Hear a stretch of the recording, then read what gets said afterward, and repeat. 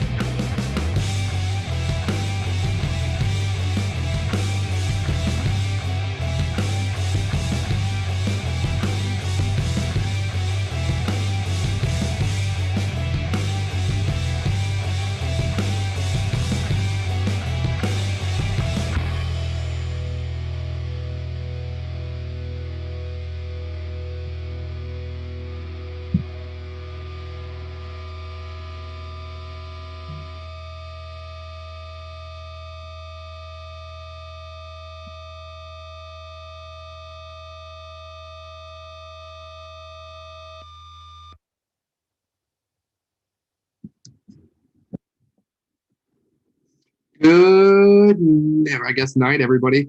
It's not really afternoon anymore.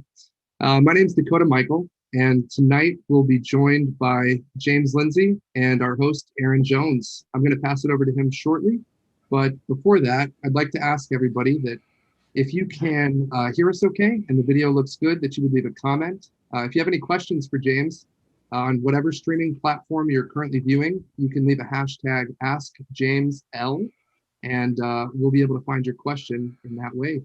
So without further ado, Aaron, do you want to get us going? Yeah, sounds great. Can you hear me okay? Yeah, you sound great. Yeah, so also too, yeah, am I up on the screen? I can't tell. Yep. Okay. Yeah, my name's Aaron Jones. I run a Reluctant Libertarian blog, and we're excited to have a guest here, Dr.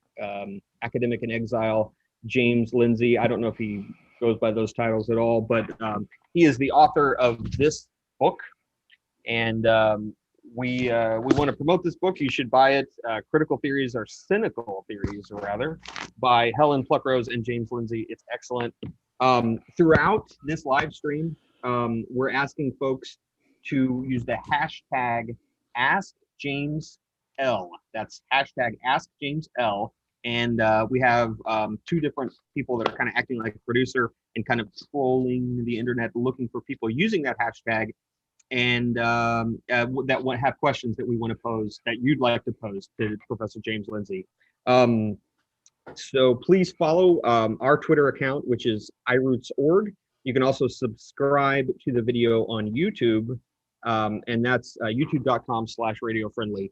Anyway, I want to welcome Professor James Lindsay. So let's welcome him to the screen here. And let us know about kind of what's on your mind right now. What have you been focusing on as this year ends? Oh, I don't know. Today I've been trolling Twitter, more or less. Rather, I think I had a better day on Twitter than I usually do today. It was a good one.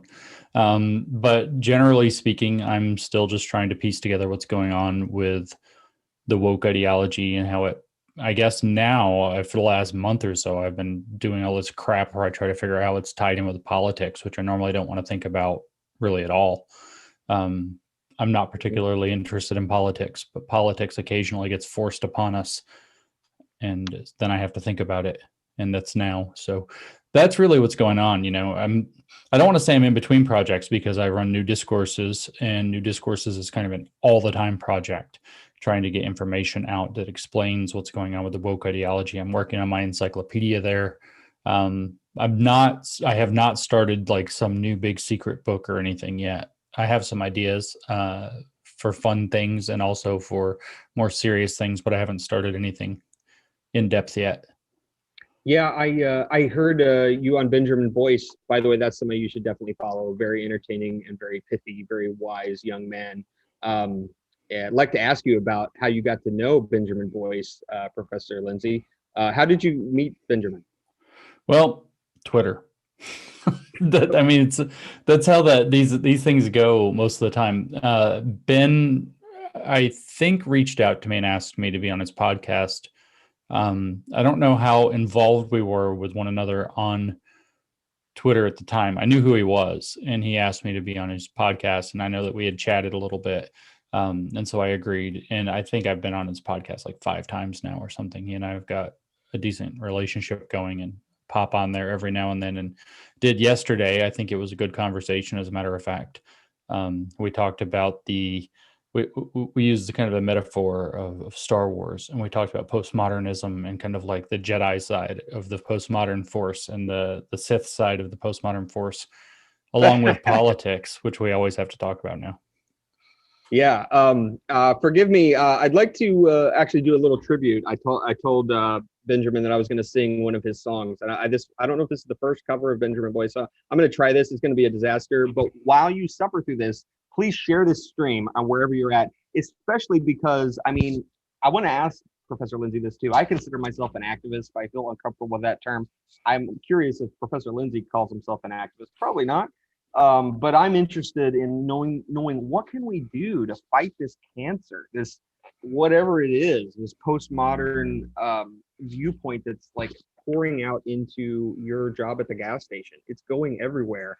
I've been watching it for a while, and it's just shocking how it is now in the HR department at the grocery store and everywhere. And you hear about it every day, and everybody's tweeting about it. So those of you who are out there, I really want to get this out to academics, people who are on staff. Let's get some questions to Professor Lindsay about what he thinks we can do, although it might be hopeless. I don't know. So I'm going to read a little, we're going to sing something. Greg, go get a beverage. First, share this stream while I sing this, and then we'll get into it. We might ask Professor Lindsay to problematize a Christmas carol after this. Have yourself an anti-racist Christmas. May your guilt be white. Equity means keeping slavery in sight. Have yourself an anti-racist Christmas. May you do the work of seeing whiteness as an unearned perk. Let's segregate like in olden days, separate but equal days of yore. Civil rights that were dear to us should be reversed by us once more. Raise a glass, everybody. Through the years, outcomes were never equal. So if the fates allow, let's reverse discriminate for equity's sake. I know I'm off the melody, but somehow we're going to say, and have ourselves an anti-racist Christmas now. Thank you, Benjamin Boyce. Follow that boy on Twitter. Just search Benjamin Boyce. Watch his deep dive into Evergreen on YouTube. I'm just going to leave it at that. You gotta watch that stuff. Yeah, let's not talk about my singing. But what do you think of that tune there, Professor Lindsay? You know, I actually mentioned it to Ben yesterday when I was talking to him. That's he did a really good job with that one. He really hit the theme pretty tight there. You know, the white guilt being very prominent, keeping, you know, if we're going to achieve equity, we've got to just dig into grievances from the past and revitalize them. Let's go ahead and resegregate so that you know, people can escape whiteness and feel secure. The ideology. It sounds like, you know, the song it is obviously a parody, but it sounds like it's kind of a joke. But the ideology really is a recreation of the racism that it claims to be fighting. It makes the same mistake. I was speaking with a man on the phone about a week ago from Kenya. And it's a joyful conversation, except, you know, quite stressful. He's talking about how these things are stressing him out. And he said that he's watching these things that are happening around the anti-racism. And he says they're remaking the same mistake we made in 1650. That was his sentence. And it's true. That song captures it. Ben understands the theory well enough to have captured it accurately. And that's really what's happening. So people do need to become aware of that. You know, you wanted to talk about how you fight it. I hate to say it. The bitter pill is, as stupid as this and awful as this stuff is, that you really do actually have to start learning a little bit of what it does. You have to learn how it thinks, how it misuses language, how it puts people in lose-lose situations so it can manipulate them. And you have to become aware. It's like you have to see the trick so that the trick doesn't have any sway over you.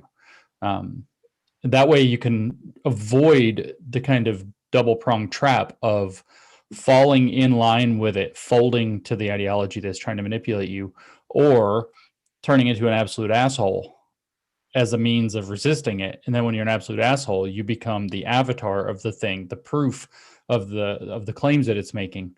And so you become part of the problem that enables it. It's a very I don't know that I don't want to call it exactly well designed, but as an ideology for creating that kind of a dilemma for people, it's really kind of quite exquisite. And you have to learn how to see it so that you don't have to pick one or the other of the horns of that ugly dilemma it sets for everybody. Mm-hmm. Yeah, I imagine, you know, probably more people will see this video archived, but there's going to be, you know, friends of mine. I told them I'm going to interview this professor dude that's now really active on Twitter, and he talks about this stuff, and it still seems to probably to most people as something other, like but I think it's moved beyond of that. That's just the weird stuff on campus. I think people do have a sense. I know, I guess I'm saying on both sides of this. I think people get a sense that it's starting to spill out, but I don't think people realize how insidious it is. Um, I'm a Christian myself, and I'm interested in how you look at this from a worldview standpoint. And you've noted how it's like a religion, and you probably don't mean that as an attribute, but maybe it is. It is exquisite. What can you go into that? Your usage of the word exquisite? You just mean it's really effective in transmitting? It's a kind of funny use of that word, right? And I had picked that up. You would almost not believe it. I picked that up out of a massage therapy book I read like 10 years ago, and it said that when you press on these tender spots, that the pain that it evokes, they said they didn't want to call it pain because of, pain cycle. What is it? The pain cycle or something like this. So they instead said that it's an exquisite tenderness.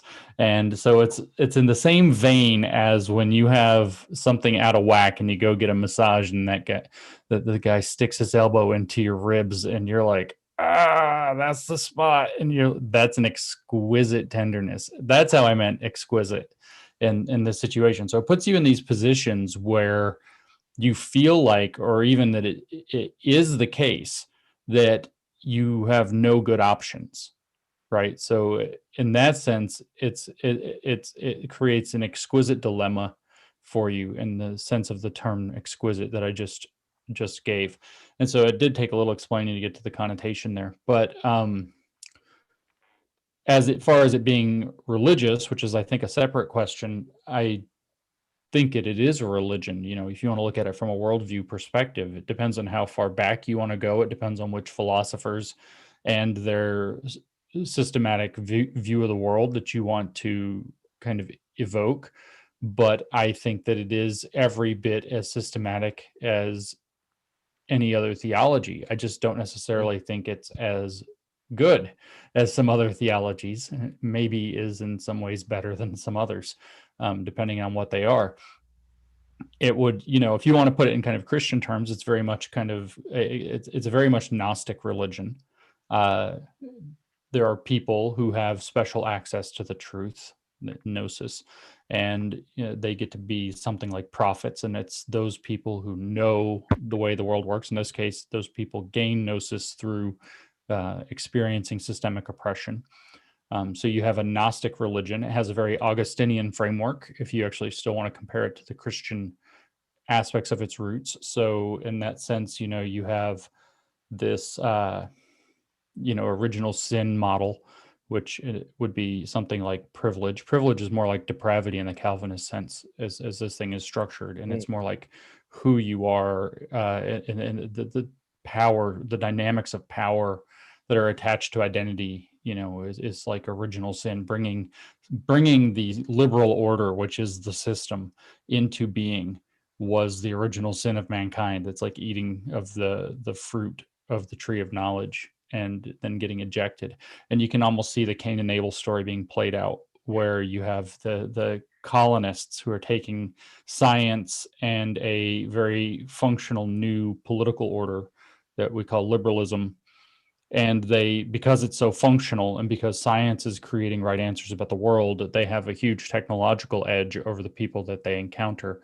And in a world full of conquest, having a huge technological edge is a really big advantage. And so they're able to do a lot of pretty barbaric things very, very effectively, more effectively than most of their forebears. And so you can see that as they are Cain, the Europeans and their descendants become Cain, going out into the innocent world of Abel, the colonized world, and taking it over, murdering it in the field. So you have the whole kind of parallel to the Christian metaphysic, except that it is not Christian. It is, again, a parallel thing. And we could, if you want to play with the philosophers, it's very deeply rooted in Hegel, the German philosopher Hegel. It doesn't just use Hegel. It also has elements drawn from Rousseau. It has, these are also, again, things that can be seen in a kind of religious context. It obviously was modified considerably from Hegel and Rousseau through Marx, who had a very particular picture of the dialectic of history that he adapted from Hegel.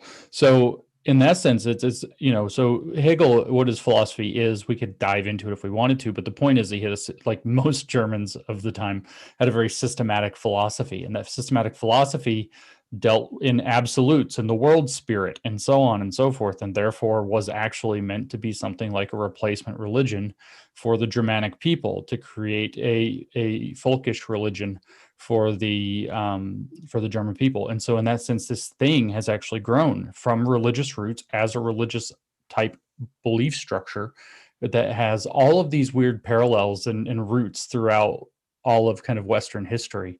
But it's identifiable, describable. It's certainly the systems of power are their objects of faith. So systemic racism is an article of faith. You start with the assumption. So in that sense, it parallels presuppositional apologetics when it goes out into the world and tries to convince people. When Robin DiAngelo summarizes the first principle of critical race theory by saying the question is no longer did racism take place, but how did racism manifest in that situation? That's the same presuppositional form that you see in apologetics that presuppose God beneath the world and the truth of the scripture as God's revealed word underneath all. And so it's the same kinds of structures in a psychological level, on a sociological level. If you look at like, I guess, Durkheim or even Weber, you have a very similar structure to the sociological structures of religion that they described over 100 years ago. So I think that it is a religious phenomenon. It just doesn't have the normal deity that we would think of. The deity is almost like the machination of history as it's destined to unfold. And there is where Hegel becomes super relevant, but we don't have to get into it. Go ahead, Dakota. Do you mind if I jump in really quickly, Aaron? Go I'm not sure if this will be a quick question. There's a chance it's an extremely difficult question, in which case we can skip. But in the Coleman Hughes interview you did recently, you mentioned that you were working on uncovering the metaphysics of wokeness. And I thought, I've been dying to ask you that. So I thought maybe this would be an appropriate time to kind of throw that out there. I mean, it is a fairly difficult question, but we were just kind of talking about it. So it's, connected to what I was saying. The long and short is that the metaphysic is ultimately Hegelian in structure. But in the modern form, there's kind of two that have become very relevant. One is the metaphysic of liberation, and that the neo-Marxists have taken that Hegelian form and developed it into. And the other is a metaphysic of discourse that the postmodernists were so interested in, where they see, kind of in the structuralist coming into post-structuralist view of the world, how language is so integral to shaping society in its form and function. And knowledge and truth are also, then seen to be embedded within language, embedded within the cultures that produce the language. And so you have this kind of like parallel metaphysic that's of liberation from the neo-Marxists, and a metaphysic of discourse where words get outsized power and meaning and ability to shape reality. You also have the idea that lived experience is kind of the properly basic thing, and it's not any lived experience. Your lived experience doesn't matter. It has to be the lived experience of systemic oppression by the system that we need to have liberation from. So that's where that liberation metaphysic is very relevant. And this is where we kind of go back to Hegel, if you really want to get all the way back to it, because if you kind of watch or read into his phenomenology of spirit, you have this idea that diverges from Christianity. So in Christianity, the metaphysic is like God is the I am, right? It is the thing that is. It is that which is independent and transcendent of anything else. But in Hegel's metaphysic, God, if you will, or the absolute, is that which becomes. It is a becoming. It is an ongoing process. So for Christians, their metaphysics sees God as you know, entirely separate from and above the world. And so the world is subordinate to God, and God is, regardless of what's happening in the world. And God was conscious of himself before the world. And then he created the heavens and the earth according to his design, and then created man in his own image. For Hegel, it was different. It was that whatever the absolute or the deity is, it's that human beings are a necessary part of his creation. And so human beings going through the process that he outlined as the dialectic, thesis, antithesis, and synthesis, moves along and creates the ability for the absolute to know itself. And so history is fulfilled when the absolute finally gets to the terminus of that process of dialectic. The dialectic of history reaches a point where the absolute or the world spirit self-actualizes, but that occurs through the dialectical process pushed through people. And the process, by the time the neo-Marxists got a hold of it, was liberation from systemic oppression, is what the point of the dialectic is. And the postmodernists added in the idea that it's primarily mediated by analyzing the structure or superstructure, as Marx would have had it, of society, but not believing that the economics had anything to do with or much to do with the superstructure, but rather that language and knowledge were these kind of ephemeral idea space kind of things, are the ultimate mediators of reality. So the discourses that are formed within language become kind of like the deities, and we're like the playthings of the deities. So that means you have to be super cautious, because you'll get socialized by the wrong discourses into believing things that are against liberation. Hegel's belief was that the working of humans to achieve the dialectical process speeds up the actualization of the of the spirit.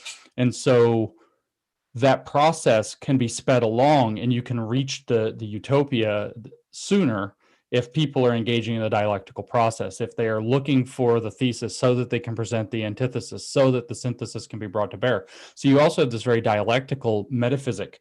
And then, like I said, in the current moment with the woke, it has taken the shape of the ethic of liberation and the idea of liberation as that dialectical process was interpreted first through Hegel, then through Marx, then through the Frankfurt School critical theorists, and eventually through, in particular, Herbert Marcuse, who was really integral to bringing the liberationist mindset to bear on this. And then, as I said, this has then been augmented in the 80s and 90s, and that's sort of the story in cynical theories that we tell with the metaphysic of discourses, metaphysic of discourse that the postmodernists brought to bear, which is ultimately sort of a mixture of kind of that Rousseauian rejection of reason and logic. Like, Rousseau had this belief, oh, we've tried that, so we're not really going to do that. We need to lean into emotion and lived experience. And this is the birth of the Romantic era. And then that French Romanticism and Romanticism more broadly then inspired the existentialists. And the existentialists, of course, had nihilism at the end of their road, and that nihilism is obviously present within postmodernism. And the structuralists were the ones who kind of picked up that thread in between and said, oh, well, language is so important to this, Saussure and Levi-Strauss, leading into Louis Althusser. And Althusser, most people don't even know that name, but he was a very prominent early 20th century structuralist. And he was a contemporary of and collaborator with Jacques Derrida, and was the PhD advisor of Michel Foucault. So he's not an insignificant figure in the history of this line of thought. So that would be kind of the woke metaphysic. I know it's a bit heady. It wasn't a hard question to answer. What? Was that heady? I don't know. That wasn't heady at all. It's a little dorky. Oh, that was incredible. And I could not stop smiling the entire time you were talking because of your fancy history of philosophy footwork that you performed there. That was beautiful. Thank you so much for that rundown. Yeah, it's like a little like Karate Kid shimmy, sweep the leg. Yeah. footwork there. That was- Okay, Yeah. everybody watching, I think you can see now why you need to have a drink ready while you listen to all this. Yeah, booze really makes that stuff more digestible. It's Yeah, true. I'm gonna pour a little bit of eggnog here. Okay, Hey, so make sure you do cheers. that at home. Cheers, everybody. Water for you or whatever. Like Yeah, it's water today. I had a couple too many last night. So I'd like to bring us down to earth just a little bit, and also talk about how I got kind of radicalized by you, Professor Lindsay. Like I saw what you were saying, I was like, and right at the same time, a certain anonymous person at Indiana University texted me and said, "Aaron, you won't believe this crazy stuff happening on Zoom meetings at IU.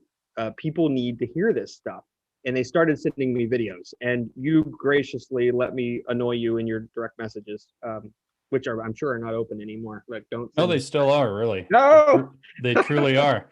No, You it's are- really good. I have some policies. If you want to DM me, I probably won't answer you. That's one of them because I get too damn many of them. I get about 1,000 a day. Secondly, if you abuse me and I don't know it's a joke, so it's best not to test this, I block you on site. If you can abuse me on public Twitter all you want, but you abuse me in my DMs and you're gone. So one time, gone, zero tolerance, blocked, bye. But no, they are open. So if you have interesting things or feel like you need to try to get in touch with me, you can try to reach me there. Yeah, and we can't let Professor Lindsay carry all this weight. I think it's so valuable. Video, like you shared many of these videos from IU, and nobody would have seen them unless we have almost 500,000 views on that Oberlin professor that's practically calling for violence. Do you remember that video? Yes, I do. Good. I'd like to be able. I don't know if we can pull that up and watch that, but I don't think there's been any mainstream media coverage of that. How is that? If a conservative pro-life professor would have said it's effective when we burn things down, what would have happened? What do you think would have happened, Professor Lindsay? I don't think there's a lot of mystery what would have happened. I think we would have seen that become headline news on all of the channels for the better part of a week. Something that just has to be addressed. Radical right wing taking over campus, blah blah blah blah blah, and we'd see marches, we'd see protests, we'd see students carrying on, and that professor wouldn't be working anymore. But she's on the left, and so there's just crickets. The bias there is rather striking. There's actually a name for this in a certain type of literature that is called operationalizing the field. And so this media bias is conditioning people very intentionally to overreact to certain types of stories and to underreact to other types of stories. And it's extraordinarily effective. We have been operationalizing this field quite explicitly, I think, since about 2014, from what I understand. So what I'd like to do now, if with your apology, is to play that video. It's short. Let people know that there are people on the left practically calling for violence. Although make your own decision. Let's watch it, and hopefully this works. And also, I want to bring this down to the physical world of people at your university. James was talking about philosophy there, but this philosophy has consequences, and it's now at your local gas station. So let's watch this. Okay, oops, I made a mistake. Stop share. I need to click share computer audio. I'm learning Zoom. That's what this event has helped me do. Okay, can you see that? I can see her. Yep. You can see this wonderful woman. She's never tweeted again after we shared this video of her. By the way, this was publicly shared. The whole video, which was like 2 hours of craziness from Oberlin, which everything from Oberlin is crazy. So they tweeted this out proudly as their response to the George Floyd protests. So let's take a listen. That there are some good opportunities for actually placing sustained pressure on the institutions themselves and elected officials.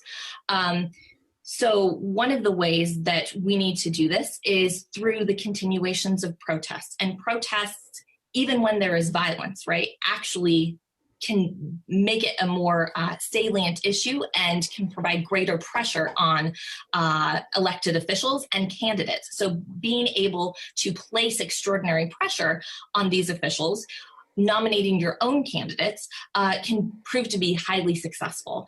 What we know in political science is protest matters. And actually, when we see destruction of buildings, when we see violence, either by police or either by protesters themselves, we actually see greater response by elected officials.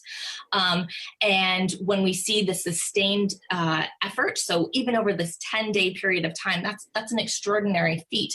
And so when we see this sustained effort, we see elected officials feeling more and more pressure. And while it certainly takes a lot of time and a lot of effort. Yeah. What we do know is that elected officials do respond to pressure, right? If they feel their electoral livelihood is based upon this, they will respond. And we've seen instances. There we go. Beautiful, right? Yeah. Did Violence everybody creates pressure, and pressure creates political change, because the elected officials have to do something. Yeah, there's even more that I caught this time. I've watched this a million times. So there's only 3 million views on that video. No, 300,000. No, it doesn't even have 1 million views yet. It ought to have 1 million views. Who else shared that? Ben Shapiro shared it. Dave Rubin shared it. But they only shared it because you shared what I put up. So I want to thank you, person to person here. Thank you so much for putting a spotlight on that wonderful specimen of the human race right there. Well, thank you for actually sharing it with me, because I said as soon as all of this like crazy like woke acceleration started taking place, and it was even before George Floyd was killed, or I guess died. I don't know if he was killed, but even before then, it started really, particularly with the coronavirus lockdowns and March, and everybody was like, oh, wokeness is over, it's luxury beliefs. All the very smart people knew that, and I was like, no, that's wrong. Even then, you know, I was trying to make the point that whistleblower season is coming. So you were asking, you know, we can kind of frame it around this a little bit as we kind of carry on. What can people do? Blow the whistle. We need, you know, you said that if I hadn't shared it, and you said you want to take the pressure off of me a little bit. This is true. Whistleblowing type networks, where your channels or whatever, where it's like, look what's going on, look what's going on, look what's going on. People email me all the time and they say, what do I do? My training, blah, blah, blah. Do I like fight back? And I'm like, you can't fight a machine as an individual. No, you play along and you record it and you leak it anonymously and show the world what's going on.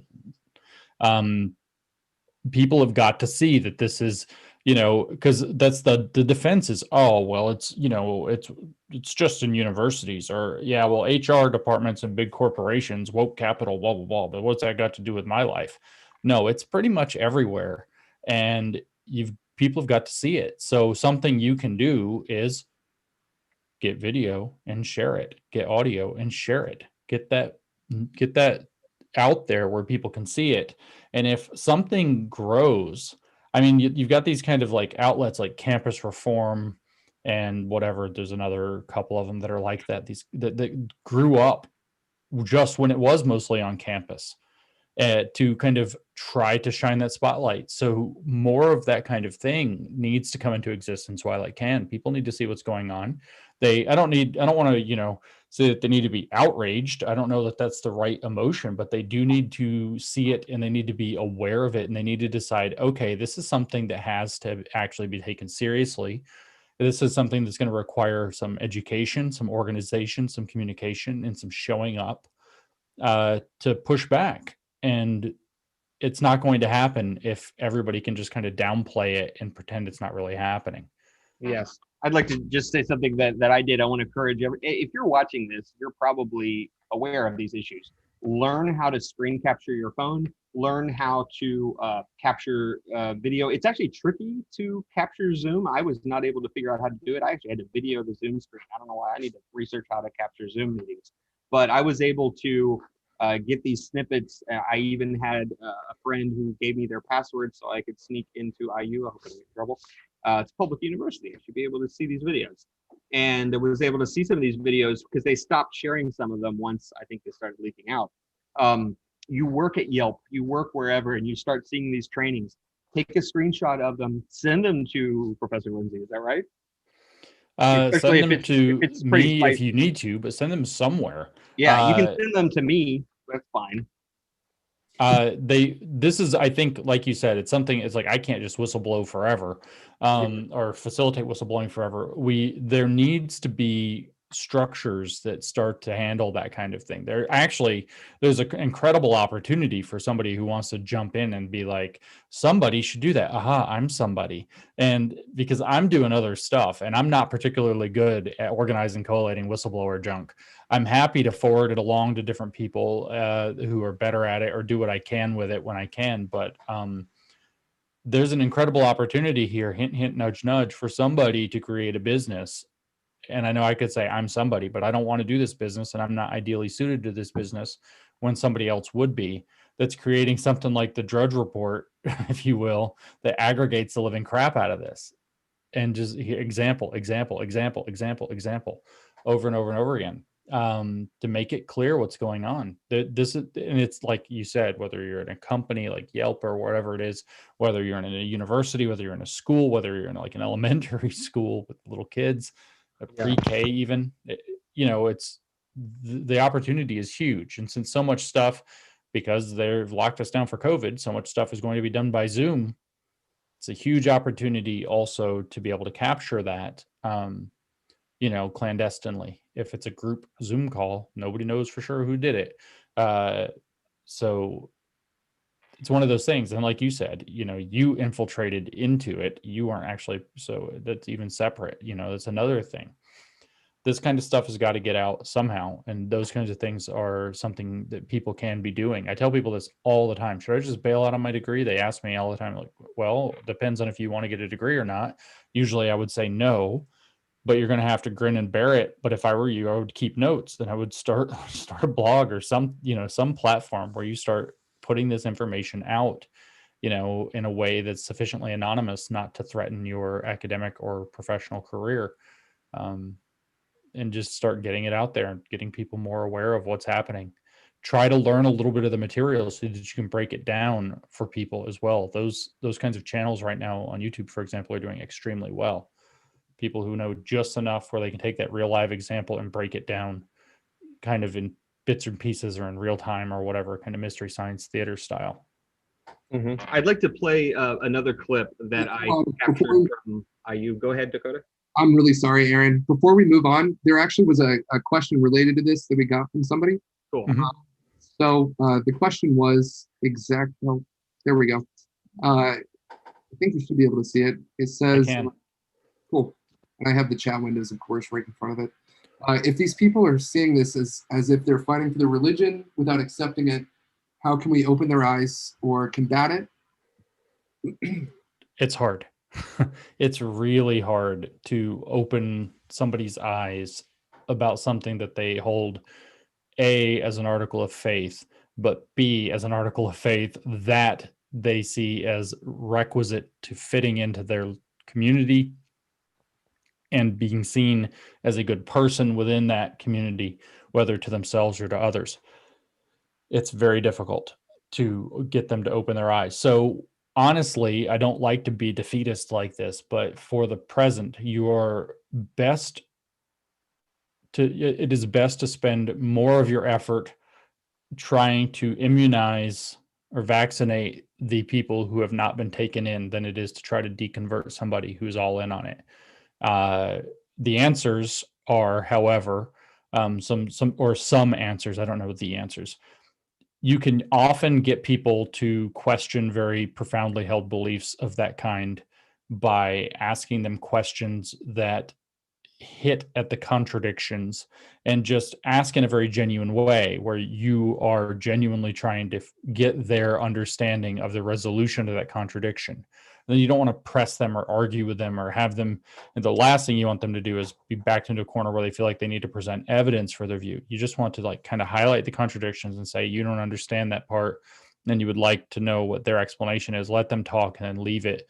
Another thing that I think is very important for people who aren't all the way in on this, but who might be fairly deep in. I wrote an essay. I think it's one of the more important essays that I've written this year, sometime over the summer. It's titled "The Woke Breaking Point." And I think you need to have conversations with people like, okay, I don't want to ruin our relationship. I don't want to make this about politics or a fight. I think that you came to your beliefs about these issues for good enough reasons for our friendship. We don't have to fight about that. But what I want to say is that I worry that the slope is proving a bit slippery. And I'm not saying that you're a fool. I'm asking you, if I'm right that the slope is a bit slippery, where do you draw the line? Like, what kind of thing, if you saw this happen, would you say, whoa, okay, I'm on board with some of this stuff, but not, something's wrong here. I'm not on board with all of it. And where's your breaking point where you say it's gone too far? And it's very important, I think, to make people have that conversation in a social environment. It's one thing if they go have, they think it over for themselves, but it's a much bigger deal if they either say it to somebody else or to a group of people is even bigger, or if they make it public, like on social media, it's even bigger, because the level of accountability that goes up, or the level of accountability goes up when you do that. Because what happens is, if the slope is actually sliding, and I think it is quite clearly here. I mean, if you look at the way that the ideology has progressed since 2015 until now, it's quite clearly done some slipping in terms of what seems permissible and, I guess, normal under its headings. People will reliably preference falsify because they've said, oh no, this woke stuff's not a big deal. People have blown it out of proportion, and they've probably made those statements publicly.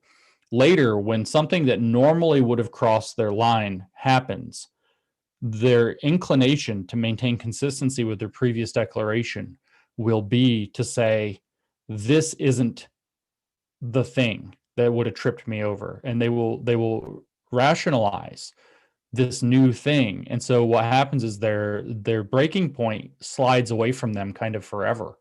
And that's where you end up in situations like people ask, and I'm not trying to compare this directly, like in some naive sense, but people have asked, for decades, how was it possible that something like the Nazis could slide that far to have happened?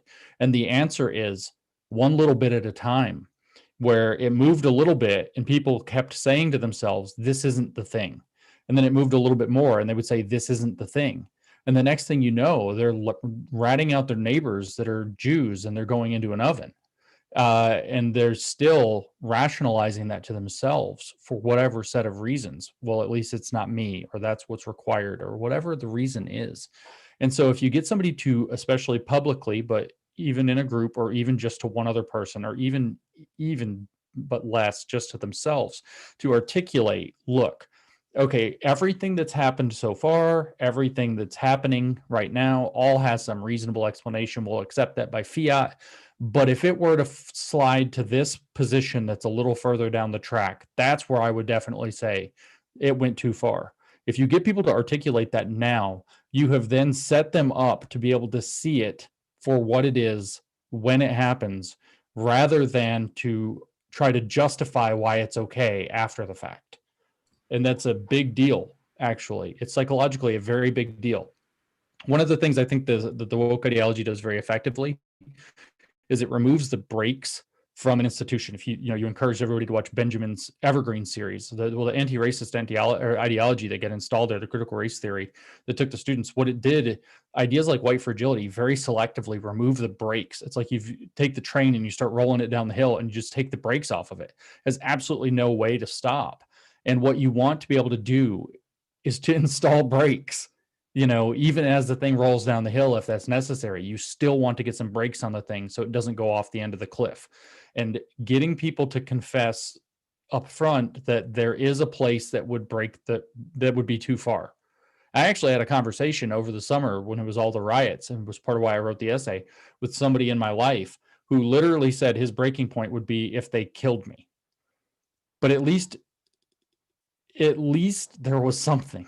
Right. And if that's the best he could do, is that I have to be dead first. At first I was like, geez, that's rough. But then I thought, no, at least there's something. At least there's somewhere where if that were to, something of that kind or close enough to it were to happen, he's probably going to pause now and think, okay, I can't really justify that because I said I wouldn't be able to justify that. So this is a super important concept. It's not going to bring anybody back from their faith, but it will help put some brakes on that keeps their faith from sliding further. And then on the other hand, people who are kind of in this gray middle, like most people are, trying to get them to see the full out woke faith heads are the hardest to do anything about. But the people who are kind of supporting them generally or apologizing for them in the religious apologetic sense on social media, or kind of running interference for them without realizing it, those people can be kind of vaccinated by being shown contradictions, by being asked questions and allowed to try to explain why it is they believe what they believe around these things. So there are things you can do. When somebody has dyed in the wool, it is very difficult, especially in a presuppositional form, very, very difficult to get them to see outside. It's really kind of funny because if you read their like epistemic literature, their woke epistemology or critical race epistemology or whatever, they talk about how white people and whiteness creates this, epistemic condition to where white people can't understand other ways of knowing. But that's exactly what it's so projection. It's exactly what ideologies actually do. They're not wrong about the dynamic, actually, to give some woke theory some credit. They're not wrong about the dynamic. They're wrong about where it's located. It's not located in whiteness. It's located in ideology. And whether they like it or not, they have an ideology, and they have a very powerful one that now has a very good bid on hegemony of our society. So they're going to have that same kind of epistemic what's the word that they use? It's not coming to me, but they're going to have these kind of epistemic vices that, say, Miranda Fricker or Jose Medina describe, that prevent them from being able to see outside of their system.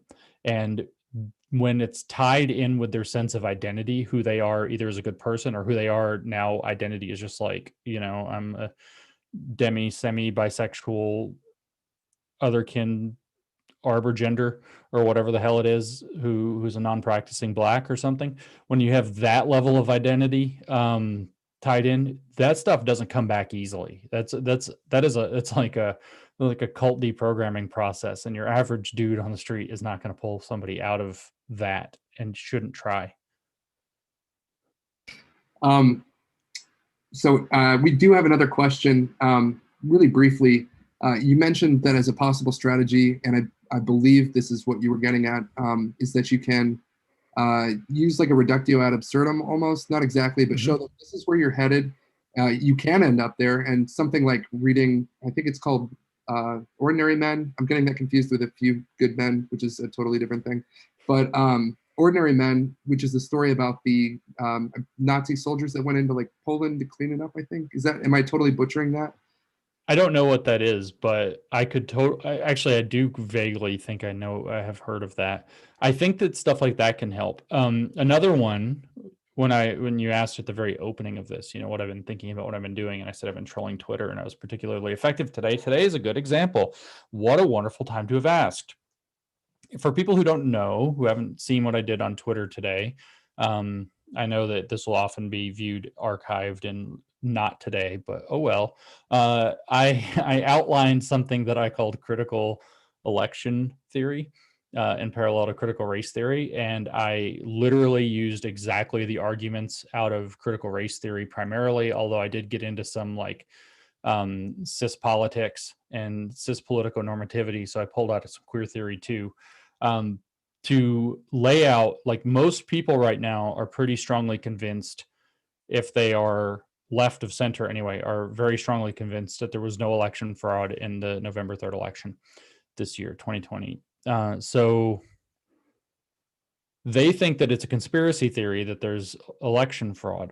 And so I just explained that, I came up with election fragility, and I talked about, political comfort, and all of these concepts that are in parallel to white fragility, white comfort, white complicity, all of these. There's a racial contract by Charles Mills, and then I was talking about the political contract, where you basically, the first rule of the political contract is you don't talk about election fraud, or you don't believe that it's possible, or something like this.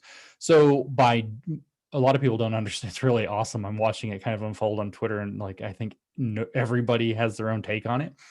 But the thing is that there was a point, and the point is that the exact same arguments that support the critical race theory line of thought, or the entire woke line of thought, can be used to completely illegitimately defend the idea of election fraud.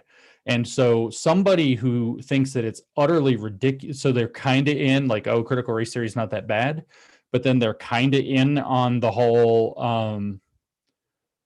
like it's impossible that there's any election fraud. And then all of a sudden they see the exact same, sometimes word for word, same arguments being used to make an absolutely incontrovertible argument that's not possible to disagree with. To disagree with it is proof of what it claims, that there was election fraud, and any disagreement is just fragility around the idea that there was election fraud.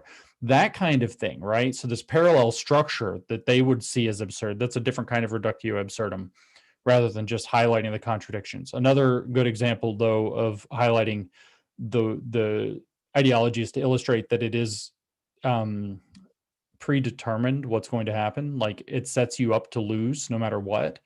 It's a kind of heads I win, tails you lose game. I've given this example like 30 times now, but I'm happy to give it again very briefly, which is, imagine you run a store. You have to take a few minutes with a customer every time one comes in, and you'll leave anything else to the side to focus on one customer at a time. 2 people enter the store at roughly the same time, one white, one black. You have to make a choice who you're going to help first. You're going to help the white customer. You're going to help the black customer. If you help the white customer, that must be because you think blacks are second-class citizens who have to wait. Therefore, you're racist. But if you have the black customer first, that's because you don't trust black people to be left unattended in your store, which is also racist. Or maybe it was even that you knew that you wanted to help the white person first, but you wanted to signal that you're helping black people. So you have this performative allyship, this fake thing. So it's even like more insidious inside your intentions.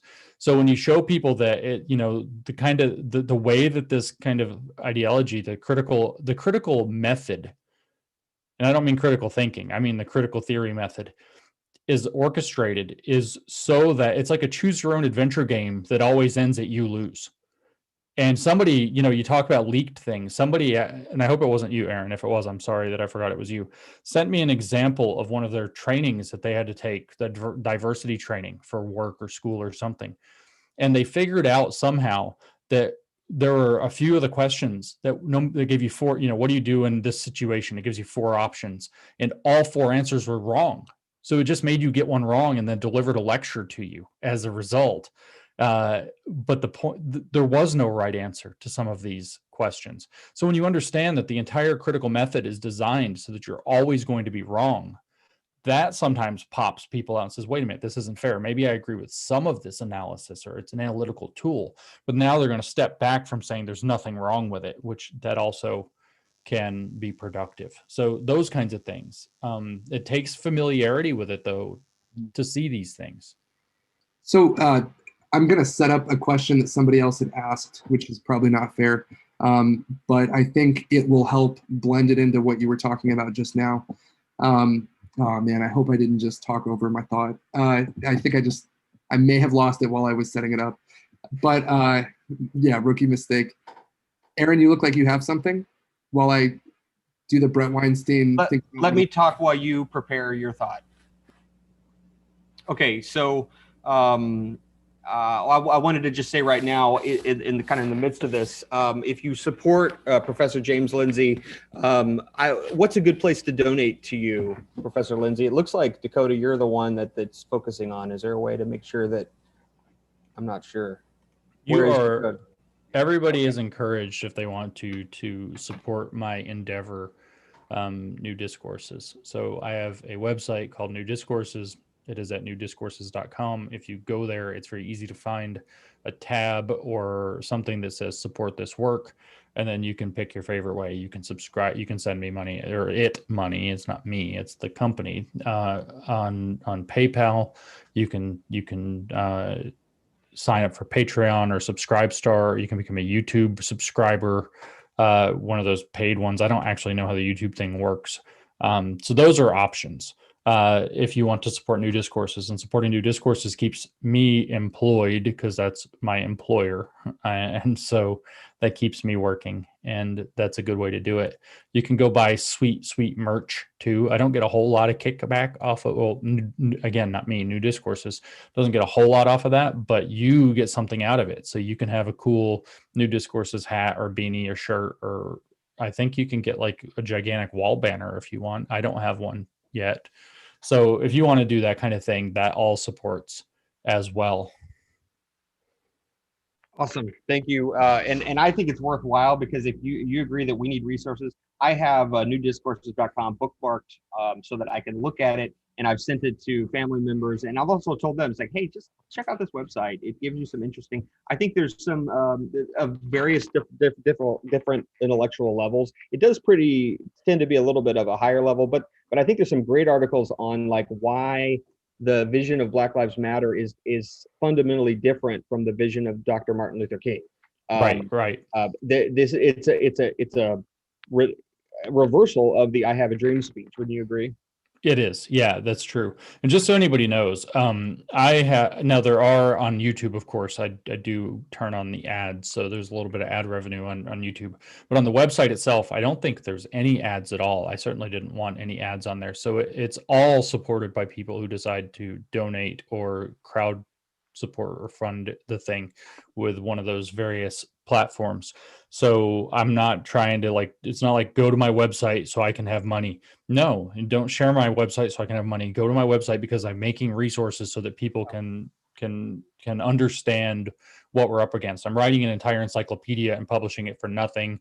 I wrote an essay, kind of an answer to the popular claim between people like Ibram Kendi and Robin DiAngelo is that it's not possible to be not racist.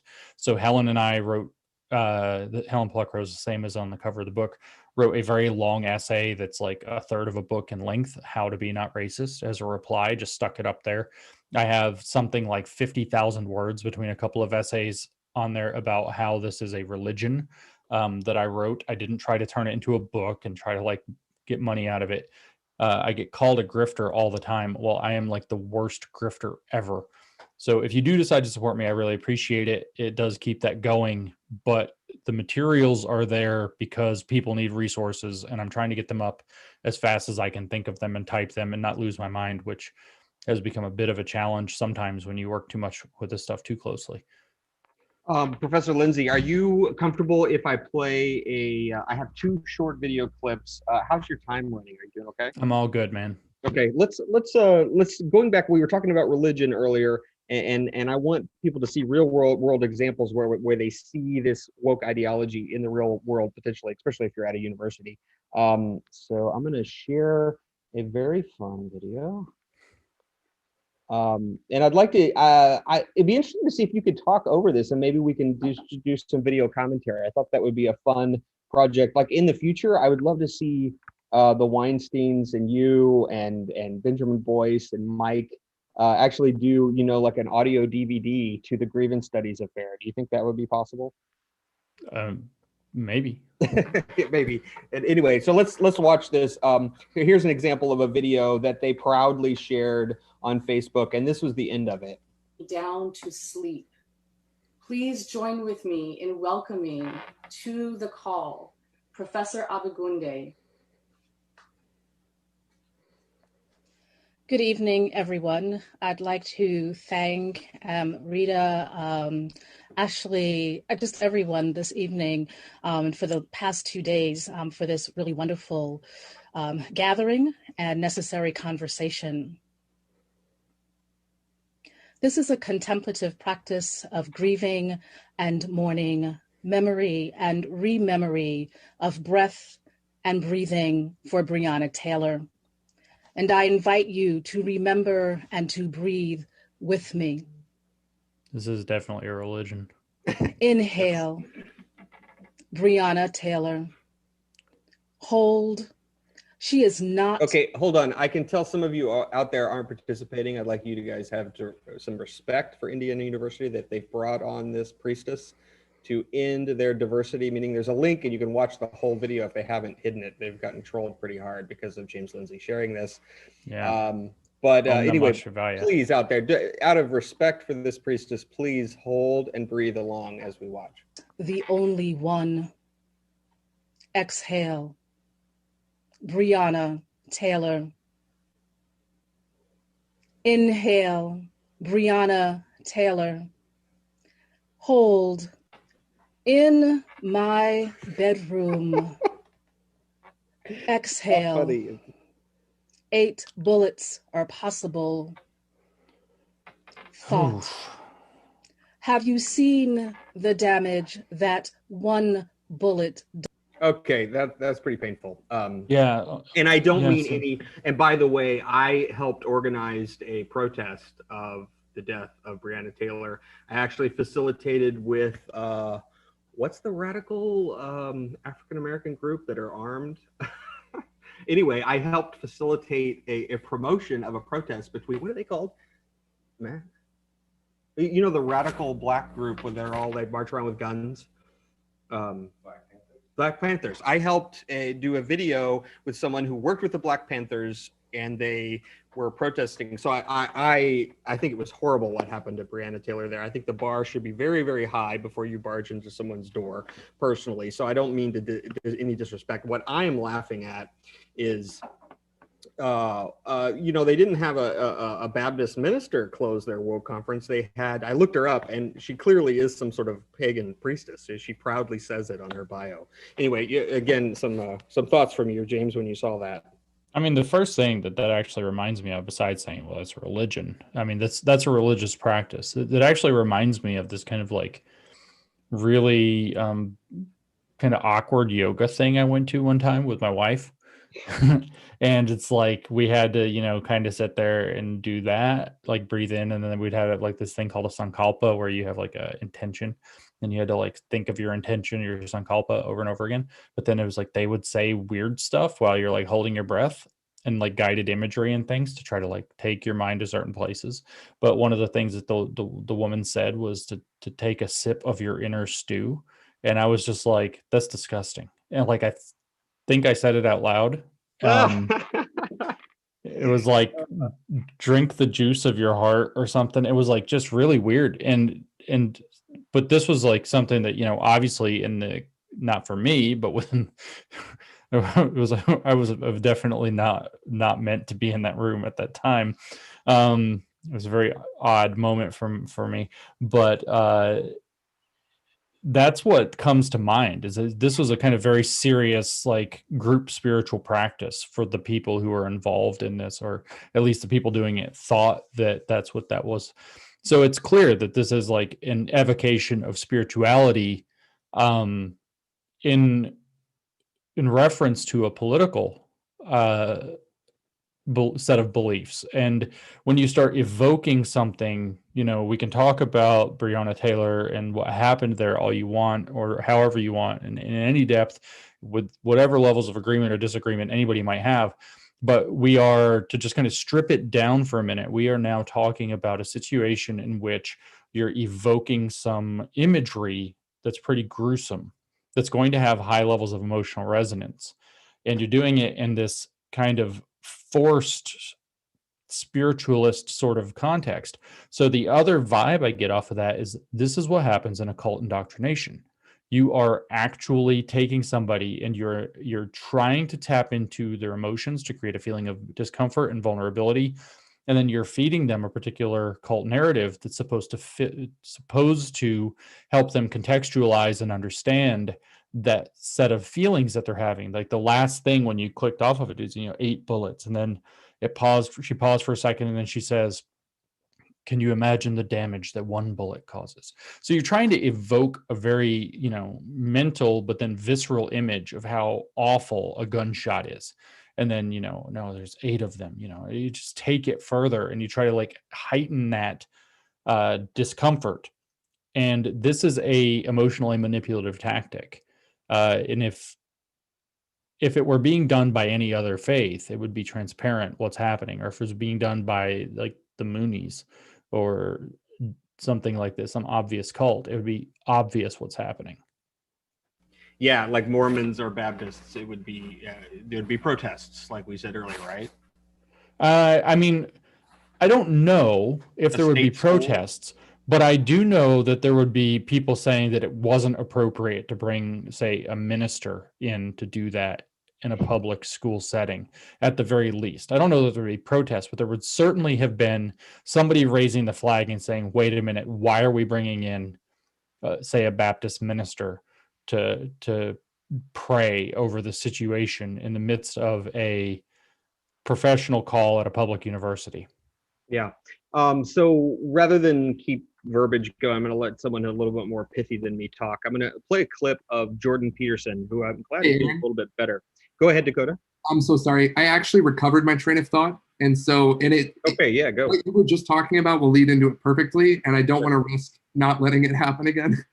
So in the introduction, I believe, I could be wrong in where this is at, but in Cynical Theories, you trace the intellectual roots of current woke ideology all the way back to the twin streams of Marxism and postmodernism coming together. I think that's fair. At least that's what the questioner is asking, and I'll go ahead and post this up. But Neo-Marxism, technically, but yeah. Right, exactly. Okay, here we go. I'm going to put the question up so that you can see what they actually asked, and then here's my framing of it. They say, can you trace the intellectual roots there? And I'm asking, in addition to that, is it necessary that the activism that we see, the way that this ideology is displayed, right, in activism, is it necessary that it's the outflow of that ideology? Because if I'm understanding your intellectual history that you draw in the introduction, you also say that postmodernism and critical theory itself grew out of an Enlightenment skepticism and the development of the scientific method. And maybe I'm butchering this and using the wrong phrases or equivocating or something, but it doesn't seem like it's necessary. At least it doesn't seem like it's necessary that postmodernism was the outcrop of, or was what was given birth to in the conclusion of the Enlightenment, right? No, I don't think that postmodernism was a necessary conclusion of the Enlightenment. I think it was a form of a rejection of the Enlightenment. It is a reaction to and partial rejection of modernism, and modernism is itself a movement that was reacting to and partially rejecting. And I mean philosophical modernism here. It gets a little complicated because the modern era is something that's a little bit different and much longer than the modernism period or the modernist period. So modernism was similarly that way. And Marx was actually a modern thinker, a modernist thinker, as were the neo-Marxists in the Frankfurt School. Whereas the postmodernists are a different tradition that arose out of, like I said earlier, that context of the structuralists in French thought. But what they were, it's a little bit of, inside baseball to get talking about it, but you have the neo-Marxists who arose watching the failure of Marxism kind of directly in the Russian and Hungarian revolutions. And then you have in the late 1910s, early 1920s. And then in the 1960s, you have, in the wake of Stalin, you have like these really bad failures of communist states, obvious now. And you had these kind of nihilistic, despairing, positively kind of not emotionally healthy French people watching this, and then very committed to an anti-Enlightenment position anyway, who then cooked up this kind of postmodern, post-structuralist and postmodern line of thought to try to make sense of a world where they didn't have very many good options left. So there are two kind of different things. They are part of Western history.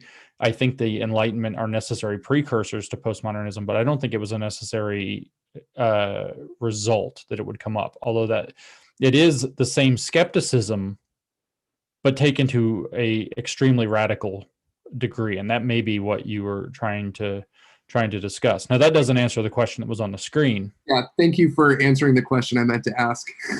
Okay. And so the question on the screen, the answer is feminists. That's it. The feminists do not like to hear this. And it's really funny how mad they get that it's their fault. You had you had feminists who were Marxists going all the way back to when feminism really began. Even the abolitionist feminists who were in the middle of the 19th century, who were far enough along after Marx, often had Marxist tendencies. Marxism had a huge kind of thing in the late 19th century. Lots of feminists were Marxists. So you have this whole Marxist strain in feminism. Well, they picked up some of the whole neo-Marxist kind of flavor too. And so you have this kind of critical approach. But most important to understand is, and the relevance for the question was, how did these two things come together? Was these feminists were the ones in English departments who thought, oh, wow, postmodernism. When postmodernism finally got brought over, I think famously in a debate between Rene Girard and, or maybe it was just hosted by Girard, but I think it was featuring Girard and maybe Derrida or something like this. And they brought them to the Yale University English department, or at least that's where postmodernism took root first in the US, was at the Yale University English department. It was feminists and other leftist academics in English departments and other humanities departments, but primarily English departments, who started to play around with postmodernism and post-structuralism to try to deconstruct the ideas of masculinity and gender that led to it becoming more and more prominently used by left radical academics. So, for example, we're all kind of hearing about this woman Angela Davis now because she's kind of integral with Black Lives Matter. She's a very old lady now, but she's sort of like the face of the prison abolition movement, which of course is very tied up with what Black Lives Matter is doing. And she was the doctoral student of Herbert Marcuse. So she was a straight up neo-Marxist of the old school Black liberation type. She openly says that Marcuse is the one who radicalized her, blah, blah, blah. So you have this, and then you have in the 80s and maybe the late 70s, but mostly the 80s, this new crop of feminists and Black feminists following kind of in Angela Davis's tradition, who started to look at postmodern ideas. And they thought, well, postmodernism is this huge kind of thing within theory that's developing. Is it interesting? Is it good? And they criticized it and they played with it and they poked at it. And then they eventually, and somewhere in the middle of the 80s, stumbled across this idea that postmodernism is extraordinarily powerful as a set of tools to deconstruct the kinds of hegemonic power that they were up against already, except that it was too much of a universal solvent. So if they could find a way, and they did, to take off of the table that things like race, or race in particular, if you could take that off of the table and say, we can't deconstruct that, or more importantly, we can't deconstruct that which is a locus of systemic oppression, because it requires privilege to do so, is the rationale. And they accused Foucault and Derrida of privilege, white privilege, French intellectual privilege, or whatever. Then all of a sudden you have this ability. So you read these papers and books by people like Bell Hooks through the 80s and early 90s, where they're talking about, is postmodernism useful or bad or good, or what is it? They're criticizing it, but at the same time they're using parts of it. They're saying it offers a lot of opportunities. It gives you kind of a new vista to take activism in a new direction. Then finally you read in Kimberly Crenshaw's 1991 paper, Mapping the Margins, very explicitly a very long critique of liberalism, a very long critique of postmodernism, and then this kind of, at the very end of the paper, this kind of salvation of postmodernism, that if you set aside identity for the purposes of radical identity politics in the liberationist vein, that postmodernism is the right set of tools. So you have this intersectional movement being born with Crenshaw in the late 80s and early 90s. And in the end of Mapping the Margins, she says the intersectionality, which is her big idea, is a provisional concept linking contemporary politics to postmodern theory. And so intersectionality's dominance, that's like where the postmodern DNA got fully and formally and finally injected into this neo-Marxist liberation paradigm that was already kind of dominant with the radicals.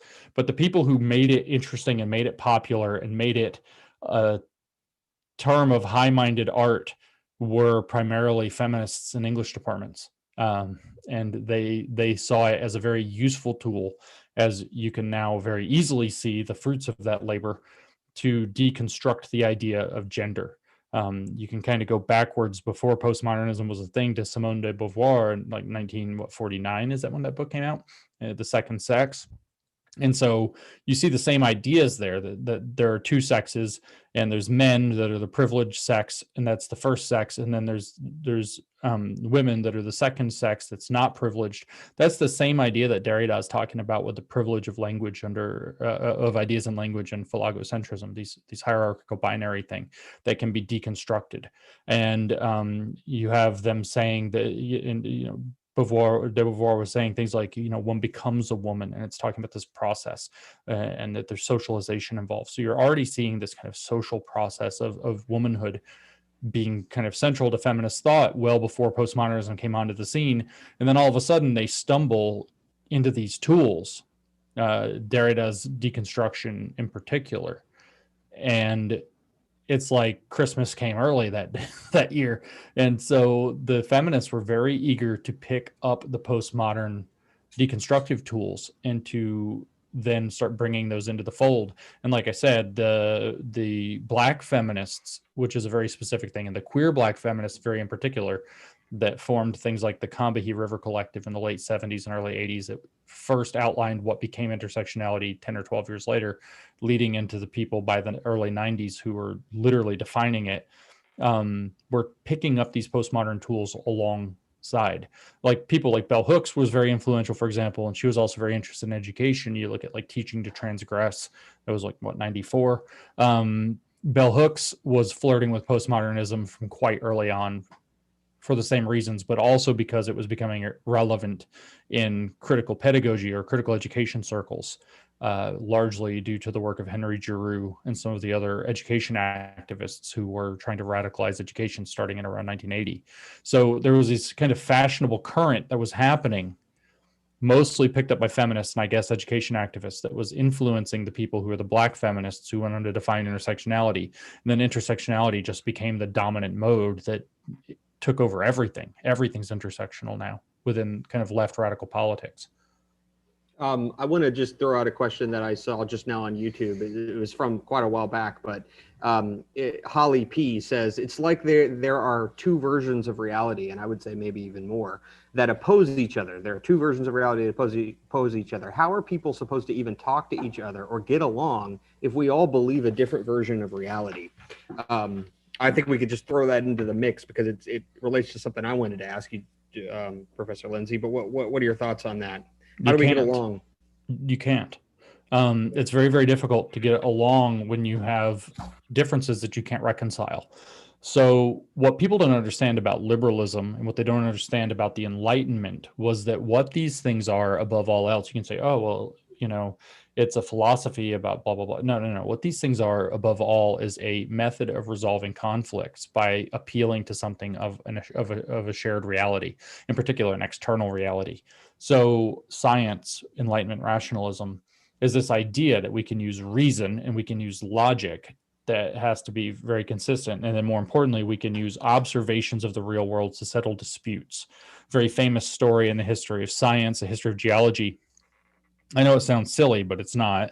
There's a huge dispute about where the seafloor rock called basalt. I always have to end up spelling that for people, BASALT. Where did that come from? This wasn't known 200 years ago. And there were two competing camps who had unshared reality, if you will. They were, and this is where it sounds silly. It's not silly. They're named after the Roman gods, but they were the Neptunians and the Vulcans. And in other words, there were the people who thought that the seafloor was a precipitate out of the seawater, that is the Neptunians. And then there were the people who thought that rock was coming up by volcanic activity from underneath. And it turns out that the Vulcans were right. Okay, so they were literally doing the same things we're seeing now. These are pre-geologists, right? These are natural philosophers. They were heckling each other. One of them that was quite prominent, I forget the story exactly, but his wife, I think, was a playwright and wrote a play, and it was put out in a production in a theater, and the whole like people from the other side and then like their family members showed up and heckled the play off the stage and threw tomatoes or something. I mean, it's like cancel culture at the beginning of the 19th century or something like this, over not being able to resolve the dispute of how the seafloor is made. And finally, a very famous geologist, he's now considered to be the father of geology, last name Lyell, managed to get these people together in some kind of a conference with this radical idea. How about instead of us telling our theories and spinning our ideas, our two different incompatible realities, yelling at each other and trying to basically kick each other's asses, and whoever wins the fight, has dominance of ideas. Let's do this crazy radical thing and let's just go look at rocks for a while until we figure it out. Let's stop fighting with each other and let's just go look at the rocks. And that's, of course, a kind of, poetically simplified version of the story. But over the course of about 15 years, they were able to figure out that they were a volcanic thing. But in the process of spending 15 years looking at rocks, they inadvertently created a real science as opposed to people warring with different views of reality. So science and liberalism are conflict resolution mechanisms that try to remove the individual. They try to remove the subjective as much as possible. It's not possible to get it all the way out. And sometimes it's not possible to get it very far out, depending on the circumstances. But the goal is to get as much of the subjective, especially when there's any conflict of interest, out of the picture as possible, and to make it as objective as possible. So with science, you look at the world. That's empiricism. To answer the question, if you have a hypothesis about how the world works and I have a different one, we don't go punch each other or draw swords or shoot each other like used to actually happen to try to figure it out. We don't have a wrestling match. We go do the experiment. And I do the experiment, and you can do the experiment independently, and 10 other people can do the experiment independently who have no stake in it.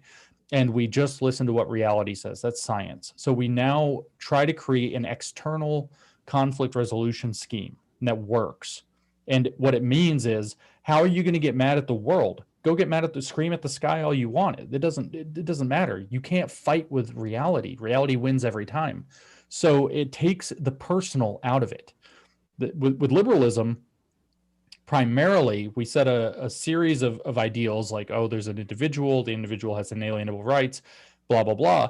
But ultimately, what that philosophy leads to, I didn't mean to blah, blah, blah over the most important philosophy of history, but what it leads to is rule of law. And so now the law is a thing that's set outside of, you have a dispute, you and I are next door neighbors, you're burning tires or something, I don't like it, I come and meet with you and I'm like, Aaron, quit burning tires, you're stinking at my house. And you're like, fuck you. And I'm like, oh, really?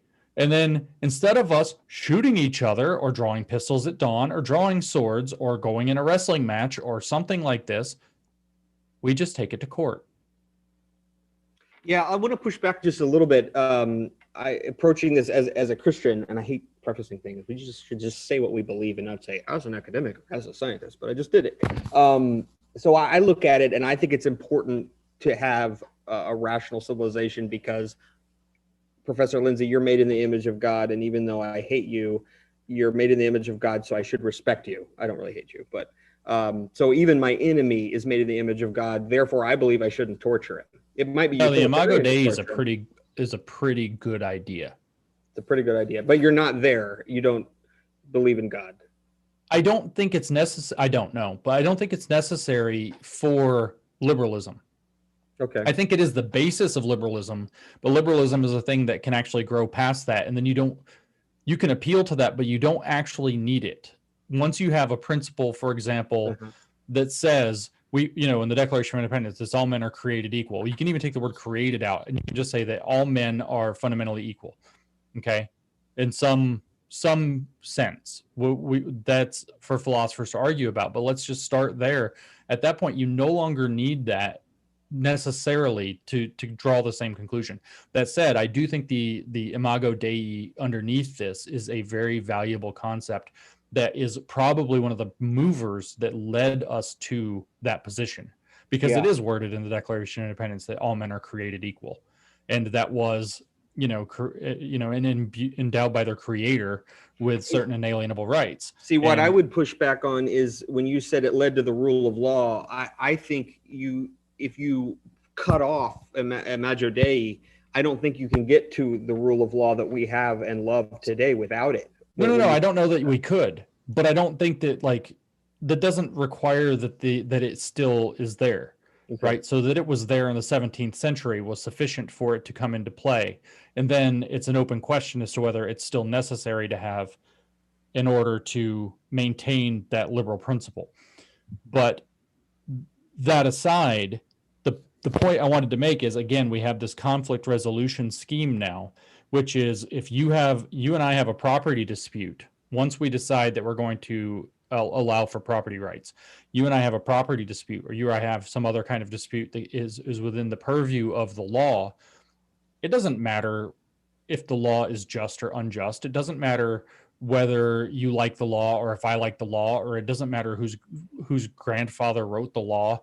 It doesn't matter. We just go and the law says what the law says, and then the judge, some third party who supposedly doesn't have a stake in it, again, we're taking conflict of interest out of the picture as much as possible, is going to then adjudicate. And if we decide that the law is unjust, we have, again, a process where conflict of interest is minimized as much as possible, that we don't like political corruption, remember, to change the law. But nevertheless, the law is an external standard to any particular individual. So this creates a conflict resolution scheme that prevents people from, you're setting fire to tires, and I know I'm making you a bad guy by being a tire burner, but I don't have to go put on a judo gi and challenge you to freaking combat over the fact that you won't stop stinking up the neighborhood with your tire fire. So we now have this external process. So the goal is to take conflict of interest out as much as you can where there are going to be conflicts of interest, and to have the decisions to get people to agree to use the decision-making process outside of themselves in some way or another.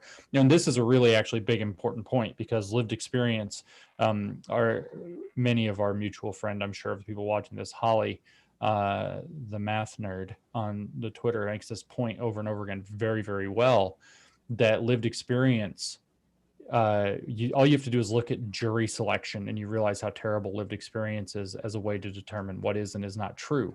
If you have lived experience with the particular thing that's being on trial, so if it's a murder, if you've had, if your child was murdered, you're not qualified as a juror, because you have emotional responses that make it so that it's not good for you to, you are not going to be able to render an unbiased opinion, or you're less likely to be able to do so if you have a personal reason. If you know one of the defendants or the plaintiff, you also have a conflict of interest, so you're disqualified as a juror. We have a legal system that seeks to resolve disputes between citizens in an orderly fashion, to where anybody, on the given day that they go and look at the law is what the law is. And it's outside of them, it's outside of the judge, it's outside of anybody. And their job is to use the law to adjudicate the dispute. And then if we want to review the law later, you can, but on that day, it is the thing. So it's, again, this is this process of pulling out to objective standards. Now, when you have a your truth versus my truth views of reality, which is the postmodern condition we find ourselves in, which was the question, you don't have that. You are back to having no basis of shared reality upon which you can both shake hands and agree, fine, this is what we're going to agree to, this is what we're going to do. And it's just your truth versus my truth. And eventually, the end of that road is always the wrestling match, the swords drawn, the pistols at dawn, or war, because there is no other option to resolve conflict. It's either that or utter balkanization, utter segregation, utter separation from one another, so that everybody with one particular view is in this one place where they don't interact with other people, and everybody with a different view is over here and they don't interact with people who disagree with them. And that's not a pluralistic society, and it's probably not a society that's going to survive very long, because it's stuck with, you know, one way of thinking and poor conflict resolution mechanisms. It's exactly the opposite of what the Enlightenment is about. So the answer to what do you do about it is you have to start trying to peel back and peel back and peel back until you start to find common ground, or places of shared understanding and shared reality, whatever that happens to be. And I would urge people, you know, who are watching, of course, to try to realize that the liberal approach to this, as much as it doesn't always create winners or what seem to be good or perfect outcomes, is a very good way of doing things. I remember reading recently that democracy is not a good way for making decisions. It's a great way for minimizing the chance of civil war. Yeah, it's like creates a fair way to adjudicate political difference. Yeah, like the desirability of a system that does that can be shown through like the veil of ignorance thought experiment, stuff like that. Yeah, of course. I'd like to, as we close out, talk about art, joy, and gratitude as something out of left field, possibly. Art, joy, gratitude. I see a little bit of art, a little bit of joy when I've seen these hilarious clips of you wielding some sort of sword. Would you agree, Professor Lindsay? What tell us about these sword wielding days? I mean, I do wield a sword fairly often. It's one of my preferred forms of exercise. I don't know what you want to know about this. I have everything. I have 3 different swords of different types. The one that you will have seen more than likely is the gigantic Chinese broadsword, the Bagua Dao that I have. People made fun of it and they said, why is he moving so slow with it? And it's like, because I'm using it one-handed, and it's 5 feet 3 inches long, and it's 7 pounds. That's why. Because your wrist tendons take a little while to build up to that, and I hadn't been using it in a while. So I've been training martial arts though since I was 15 or 16, so 25, 6 years, something like that. And the martial art that I train primarily now does use swords as a method of enhancing coordination, and in the case of the very large saber, strength. And so I use it as a form of training and exercise. I have never fought anybody with a sword though, so it's maybe LARPing, I don't know, but it's still fun training. I happen to believe this sword wielding that you do is essential for conquering this critical race theory, postmodern cancer. And I just want you to be encouraged, Professor Lindsay, that I think your wielding of a sword could help us win this battle. And I consider you a brother in arms in this fight. And I want to just say something about that humor, joy, gratitude. I think we could have all kind of intellectual arguments, but if we're laughing, if we're happy, if we're having children, although I have failed in that department, I'm not married, but I think living your lives as God intended is going to be a big part of this battle. Joyfully having conversations with people, not being bogged down in trying to dismantle the world around you. If we have time, I want to play this clip from Jordan Peterson, but we don't even have to play it because if in our circles we've heard this. I heard it from Camille Paglia. Is that how I say her name? The different. That's how I say it, and I think it's wrong. So I don't know. I would just say it wrong, and I hope she's okay because I would really like to hear her thoughts about George Floyd getting the servers from Dominion and whether Trump's going to be victorious with Amy Comey Barrett. But let's leave that aside. She said something once, and then I heard Jordan Peterson say it, and I realized that all the people I love say something like this, including G.K. Chesterton, and they're not even all Christians, but smart Christians say this, that it's as if we are washed up on the shore of a shipwreck, and we get, what is that? Whatever that book is, where the guy has the shipwreck and he survives, and we we are so thankful for the hammer and for these elements of culture that are around us, and we're not angry about it. We have gratitude about the world, and it's as if what does Jordan Peterson say? Dakota, help me out.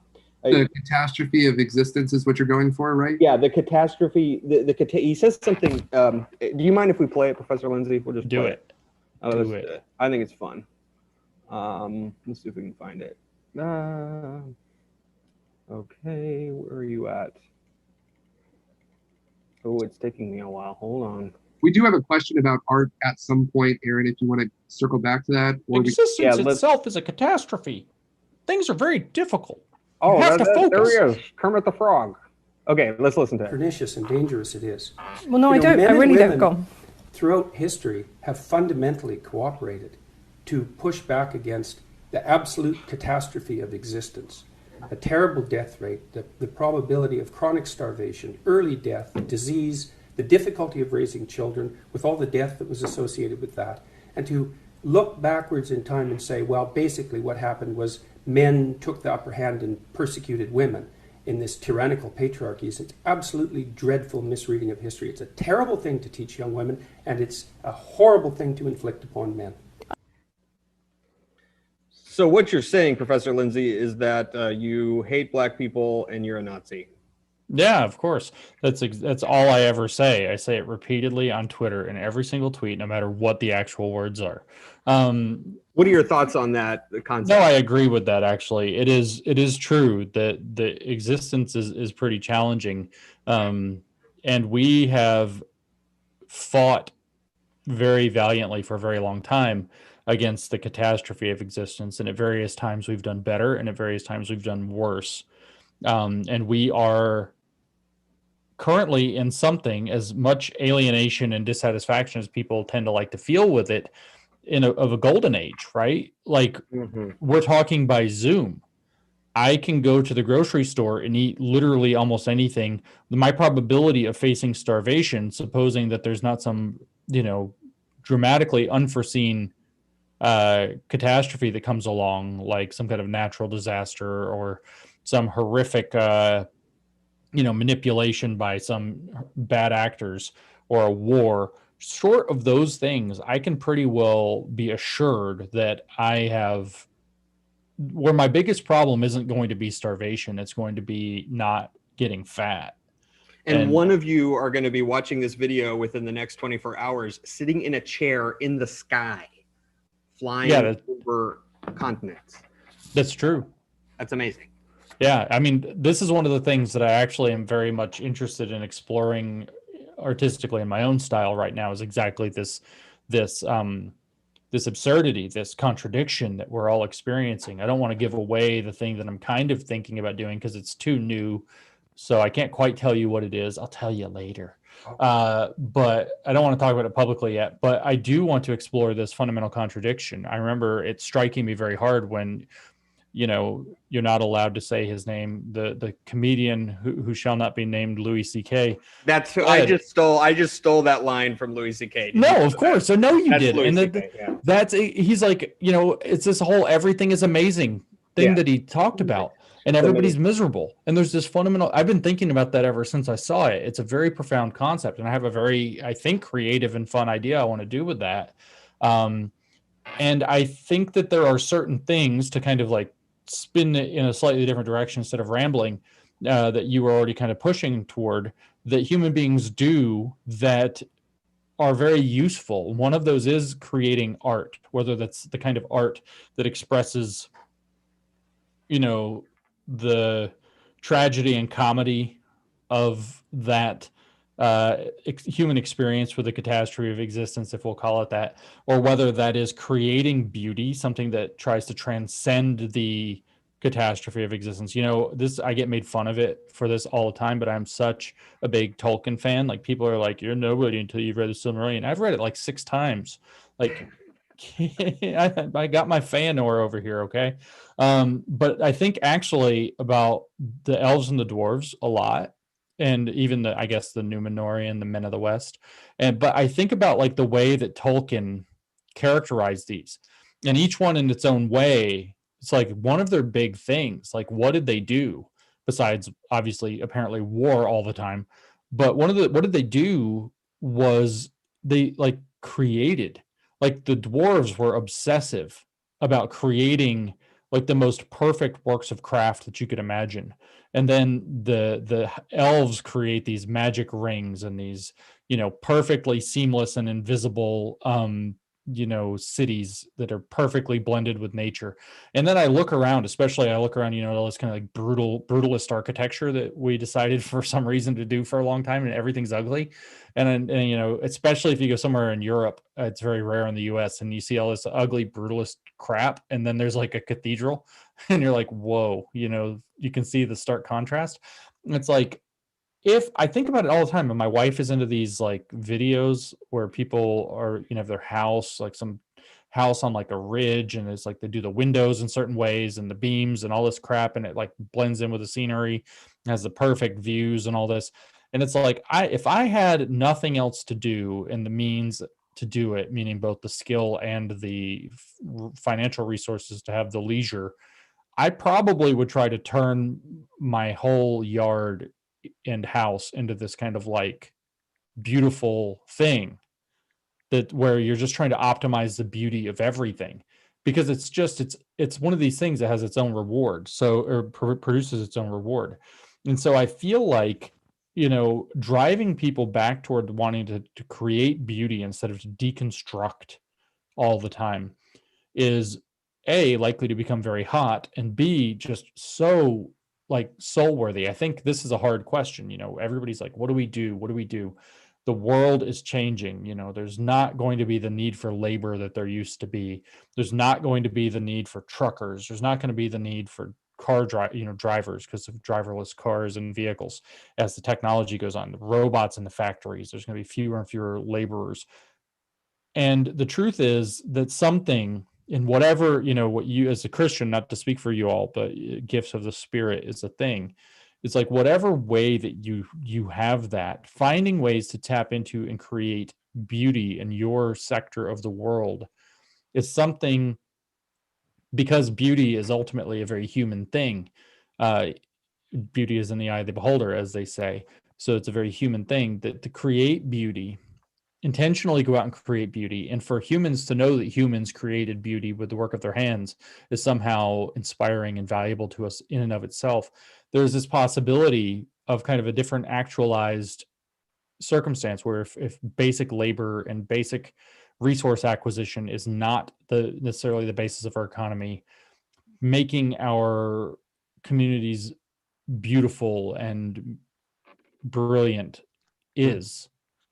And it's almost like I think of the dwarves and the elves in Tolkien's Legendarium, and I just think, okay, there's almost a vision for what do you do when you don't have to go to work or whatever, is create and bring beauty into the world. Yeah, and I think that's a great way to bring people over to your side. People want to be around creative people. People don't want to be around dismantling people. I know, and YouTube is teaching us a lot, because people who are creative and skilled are putting videos up. And so we're in this, like, again, I said golden era before. If we don't screw it up right now, we're in this, it's like beyond gold. It's like platinum or some, I don't know, something better than gold, whatever you have for eras, because it's like, okay, so here's the thing that happened to me like a year ago, and I haven't had time, and just sort of this stupid injury I got that's prevented me from doing more of it. But somehow my YouTube, somebody actually on Twitter, we got talking about something to do with the swords, and he was like, oh, you're into swords, watch this video about how swords are made. And it's like this video about these circles and like the balance of a perfect sword according to some, old sword designs that they found in like the 17th century or something. Really cool, informational kind of hour-long lecture by a master swordsmith.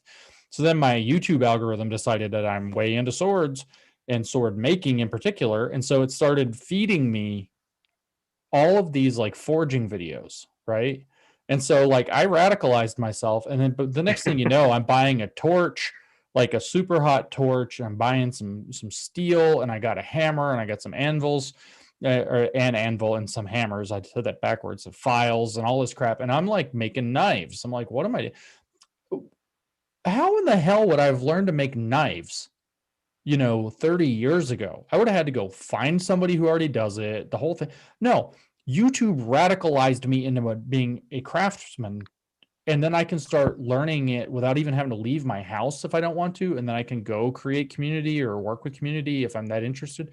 This is an amazing time to be. And you can start, like, my wife's doing this. She's like, I know it's like a thing. She's like fixing our front porch. It's like kind of broken from the weather over the years. I'm just like, she's just out there just fixing it. It's like super good now. And every time I come home, I'm like, God, it looks so good. Why couldn't I do that? And I'm just amazed. I'm like, how did you do it? She's like, I looked it up on YouTube. And so the ability to find the things, to be able to build the beauty into the world around you within what some people call your 3 feet of influence is at an all-time high. To the ability to actualize yourself and to actualize yourself in the setting that you're in is approaching an all-time high. Short of being able to plug into the matrix and download I Know Kung Fu, you're pretty much we're close to this, and as not weird and scary matrix sense as you can get. And so it's like, it's just so encouraging to me, as long as we don't screw this up, that there's so much cool opportunity to individualize and to take the world in the directions we want to take it. And I actually do. I've thought for a while, like, how do we deal with this moment that we're in? And one of the things is that, right? It's like, how does everybody find their thing or their things? And they start just diving in and making a mess and getting good at something. And then there's more beauty in the world. Would you agree, Professor Lindsay, that we need to wind down? Are you at home, or where are you at right now, by the way? Are you in a studio? I'm in a room in my house that I have put cheap sound shielding up in. Cool. So I'm at home. Yeah. It's tempting to just keep talking to you, but you've got a family.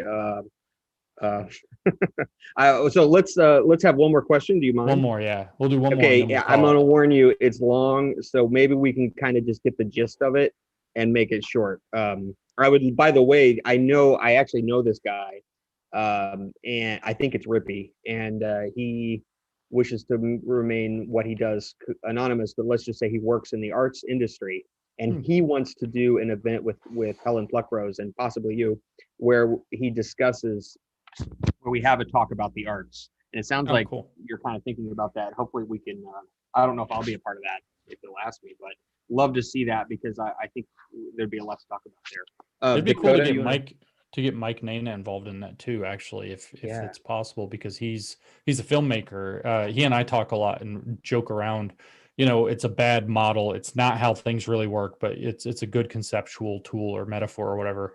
And he and I are in some ways very similar in how we think about things, but I'm the left brain version and he's the right brain version of it. He's the art and I'm the like theoretical legs or whatever. So it'd be good to get him talking about that if he's ready and willing. Cool. Do you want to attempt to distill this question and put it up, Dakota? Yeah, so with him remaining anonymous, is it okay? Yeah, he says it's okay. I don't think his name's fully on there. It's okay. Yeah, it's not. It's a username. So here's the question. Do you want me to just run through it all? Because try to run through it. All right. So hello, Aaron. I'd like to know what he believes the impact on the arts is, specifically if they're a lost cause until other things get corrected. There's an overwhelming buy-in from the cultural industry on critical race theory. I don't see how it's overcome from the inside. And interrupt me whenever, James. You're way more interesting than my reading voice. Give it like 2 more sentences. Okay. Most people coming into the museum industry are actually in an insulated leftist pipeline. Would be interesting to find out how he thinks this is disrupted. It's funny. This is hilarious. An artist is asking a theoretician how to disrupt something. I mean, come on. I'm not meaning any insult here, but you're the artist. No, I hear this actually a lot, though. The leftist pipeline is really a problem in art. And then the industry itself is pretty well screwed. And what that means is that the organic stuff is going to have to happen outside of the institutional structure. I think about this and actually parallel to the university a lot. People are like, how in the world is university ever going to get fixed? Well, first of all, it's going to have to fix its stupid economic problem that it painted itself into a corner with. Well, the student loans and high tuition and all this infrastructure they owe obscene money on now. But that aside, what's going to happen, I think the universities are so freaking cooked with this critical theory nonsense. They're so far gone into the rabbit hole that there's not like the university is going to wake up and turn around.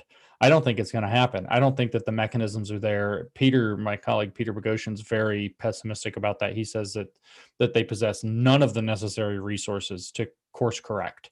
And I think that that's true, sort of. And what I actually believe is that, supposing again everything doesn't collapse or that we don't get taken over by the Chinese or something in the meantime,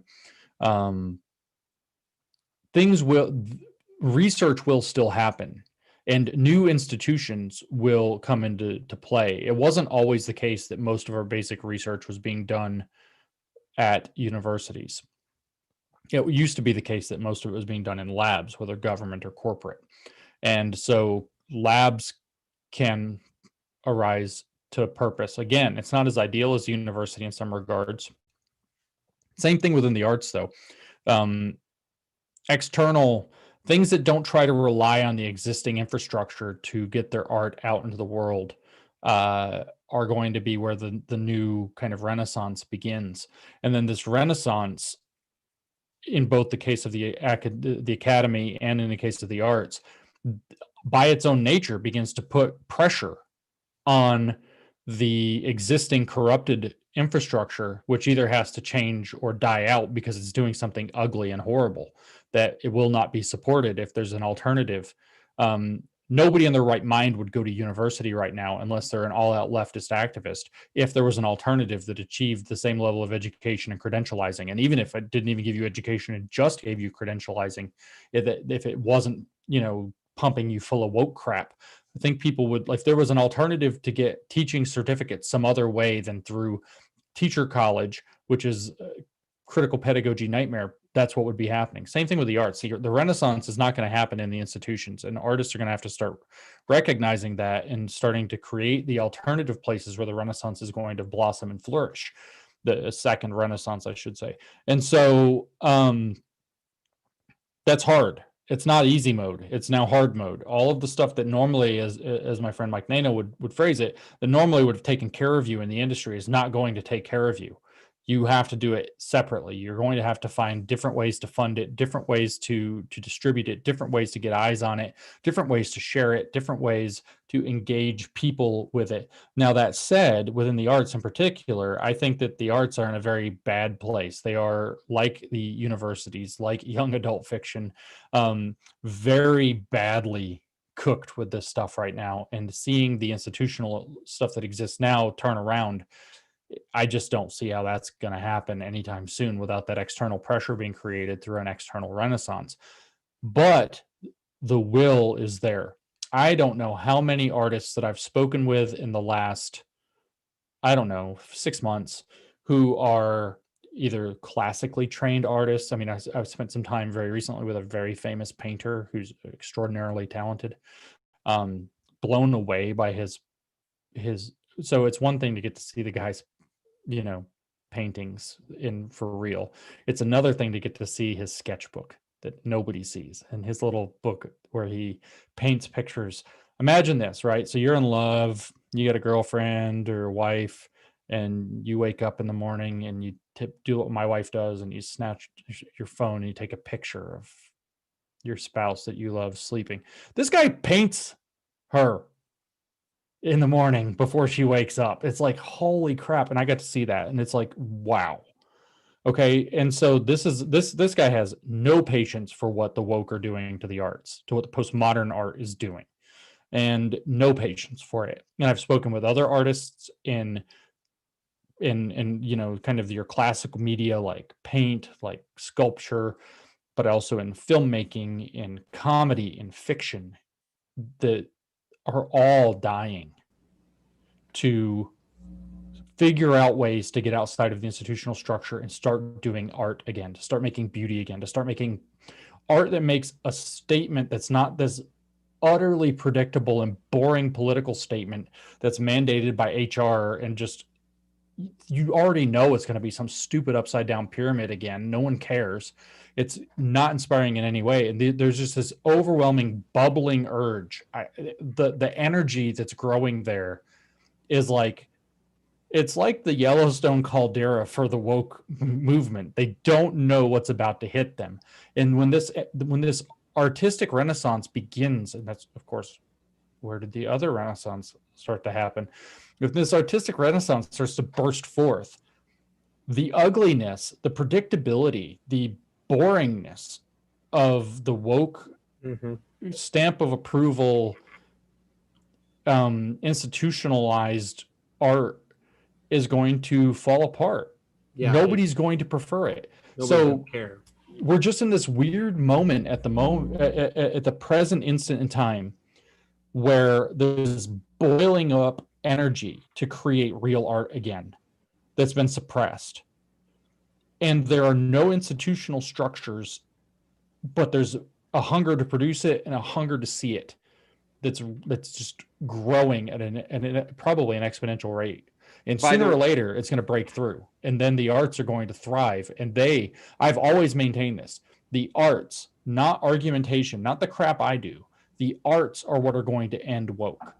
This is a great place to shout out to a community that I met because I gathered back to you after seeing Evergreen years ago. And then, oh my goodness, this is going crazy. It's all in Western culture. I start following you on Twitter. I start seeing people reply. And actually, at first, I thought this was you starting these accounts, and I don't think it is. But a lot of these people are anonymous. There are students against woke ideology, dancers against woke ideology, writers against woke ideology. I started one, in full disclosure, called Graphic Designers Against Woke Ideology. Yep. So pretty much, if you're an artist or an engineer or whatever, just go into Twitter, if you're on Twitter, even if you don't have a Twitter account, search bar, and search writers against woke ideology, students against woke ideology, artists against woke ideology, filmmakers. There's a bunch of these accounts, Seattle dancers, Seattle musicians against woke ideology. I think that's a great thing to do to start to try to make connections. I think we're nearing what we need to be a next phase because it was just a little bit too balkanized. But do you know about that community out there? Yeah, I've promoted a few of those accounts a few times actually, and I'm really glad to see that. And I hope they keep gaining an organization and an infrastructure because eventually they become the sharing space where this stuff starts getting shared, even if it ends up having to be shared underground if everything gets kind of heavily censored by social media for a while, or nobody, Netflix isn't going to take care of anybody or whatever it happens to be. So those things need to grow. I'm totally behind those. And no, none of them are me. I have 2 Twitter handles, one of which is the one that is actually me at Conceptual James, and one of which is the one that I used to have before I was Conceptual James. And then I just got it when I changed to Conceptual James so that people couldn't masquerade as me. And it's nothing there. I don't use it. So I don't have sock puppets. I don't have burners. I don't have any side accounts. What you see is what you get. But no, I support those things. I think those need to grow. They need to continue growing. These networks that people are building that are outside of that woke infested structure have to continue to grow. The termites have eaten the living crap out of the existing structure, and it is time to start building new scaffolding all around them to where they can't do anything about it or as little about it as possible. And it will be beautiful. Right now, most of your kind of bubbling energy of art is in the meme world, and that will remain hilarious for some time to come. But real art is coming too, and there's a hunger for it, and there's a burning desire on the part of artists to produce it. And once the distribution questions start getting answered in new ways, there's a real opportunity there. Great. Well, on that note, I think we should close out. There's so many topics we could have gotten into. A big round of applause. Everybody raise their drinks to Professor James Lindsay. Follow him at Conceptual James. Is that right, James Lindsay? That is at right. Conceptual James on Twitter. It's a great way to see his trolly nature. It's wonderful. You can find me on the other social media platforms on the same handle too, by the way. Conceptual James. I have at Conceptual James. I don't know what they do with this. I guess it's not at, but it's Conceptual James on Facebook. It's Conceptual James on Parler now, but I don't really use those. My Facebook just kind of aggregates my Twitter.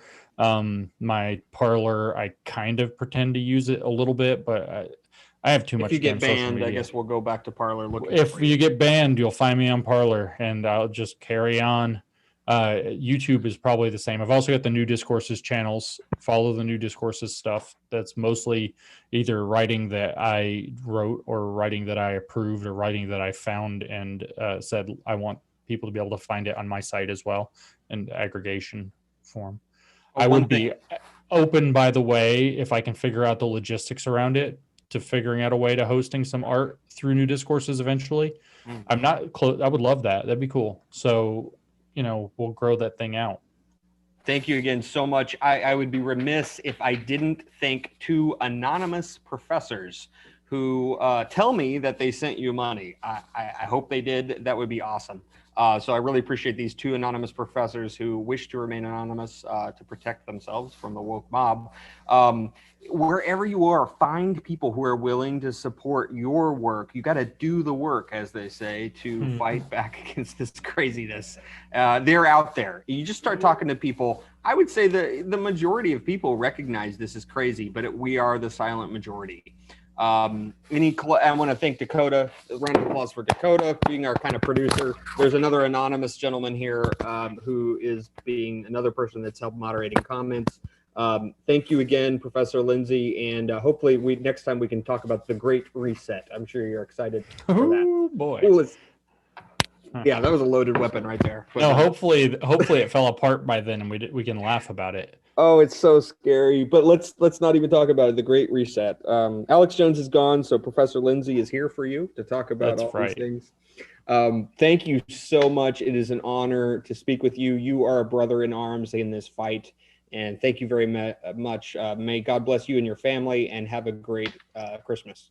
That's right. May you have an anti-racist Christmas. Yes, and thank you, Benjamin Boyce. Follow that boy. He was watching at least a little bit of this. He probably went to sleep though. He's probably out like. No, it's 6 o'clock there. He can't go to sleep. Yeah, it's probably about time to meet up with Antifa and tear down some Starbucks. That's right. There you go. He lives. He's probably packing his Molotovs. Anyway, good night.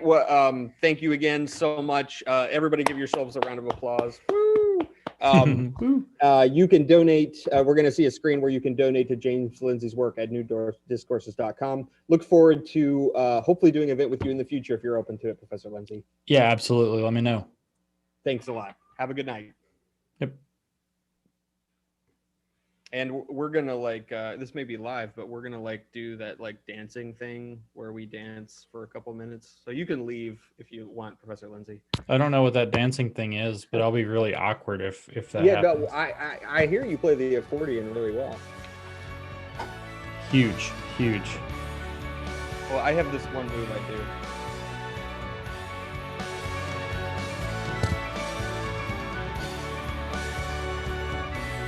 This is a version of Joy to the World that I play with a band called the Good Shepherd Band. You can find it on Spotify if you look up Joy to the World, Good Shepherd Band.